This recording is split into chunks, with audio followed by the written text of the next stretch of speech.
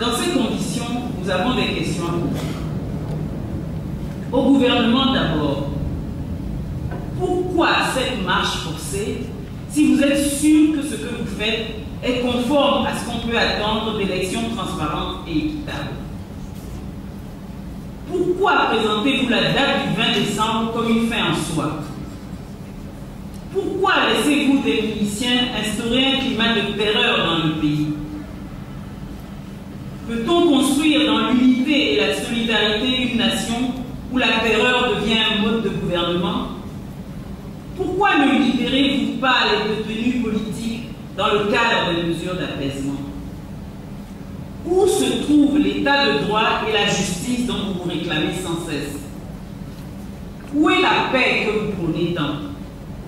Si tous ont une même dignité et si la vie de tout être humain est sacrée, n'est-il pas temps de respecter les droits de l'homme, pierre angulaire de tout véritable état de droit? La facilitation à laquelle vous avez vous-même souscrit, n'êtes-vous pas en quelque sorte en train de la récuser? À la CEDEAO, pourquoi n'y a-t-il de votre part aucune réaction devant cette marche forcée vers les élections, vous qui avez pourtant rejeté le fétichisme de la date du 20 décembre? Tenez-vous toujours à votre statut de facilitateur et donc à votre impartialité, ou bien le peuple aurait-il raison de renoncer à la confiance qu'il vous a renouvelée malgré les douloureux événements de 2005? Que faites-vous du contenu du protocole additionnel sur la démocratie et la bonne gouvernance adopté par vous-même? Où sont les prémices de la CEDEAO des peuples qui reconnaît des droits aux citoyens et prend en compte leurs aspirations légitimes? Dans le contexte actuel, la mission des experts que vous avez commis est-elle susceptible d'assurer, d'une part, au nom du droit et des droits de l'homme, et d'autre part, au nom des standards internationaux, la réversibilité du processus en cours aux partis politiques? Pourquoi certains de vos choix semblent-ils mettre les intérêts individuels et partisans au-dessus de l'intérêt général de tout le peuple togolais? Si la société civile admet votre spécificité, qui est la conquête du pouvoir, pourquoi ne lui reconnaissez-vous pas la sienne, la veille citoyenne, en tenant compte d'elle dans toutes vos démarches? Quelle peut être la légitimité du processus de sortie de crise si la société civile n'est pas admise par vous comme un acteur à part entière?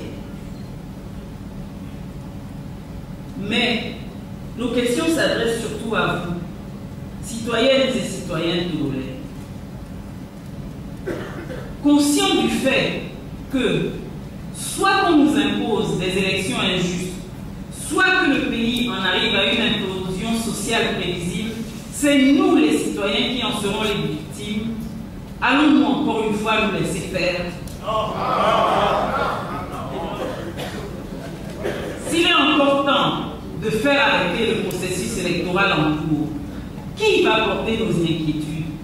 Qui va parler à notre place? Qui va se battre pour nous? Personne. Ces dernières semaines l'ont bien montré. Dans la vie d'un pays, il arrive un temps où dire non est un acte de liberté et de survie pour les citoyens. Alors, nous vous invitons, prenons en main notre vie, prenons en main le devenir de notre pays, prenons en main l'avenir de nos enfants. Mobilisons-nous pour nous faire entendre dans tous les recoins de notre pays et hors de notre pays dans la diaspora. Agissons en rang serré. C'est notre nombre qui va impressionner et le gouvernement, et les partis politiques, et les facilitateurs, et la communauté internationale apparemment indifférente à nos problèmes. Tous seront frappés par notre énergie et notre détermination, notre courage et notre fermeté. Nous nous sentirons alors artisans d'une nouvelle société. Nous-mêmes découvrirons notre force, notre capacité à faire advenir un Togo nouveau.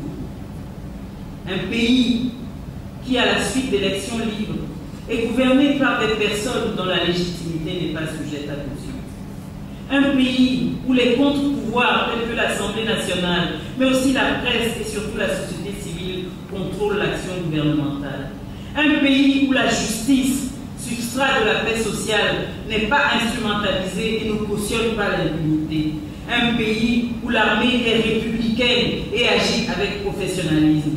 Un pays où l'espace public est ouvert au débat engageant la vie de l'ensemble des citoyens. Un pays avec une équitable répartition des richesses nationales et une valorisation de toutes les compétences.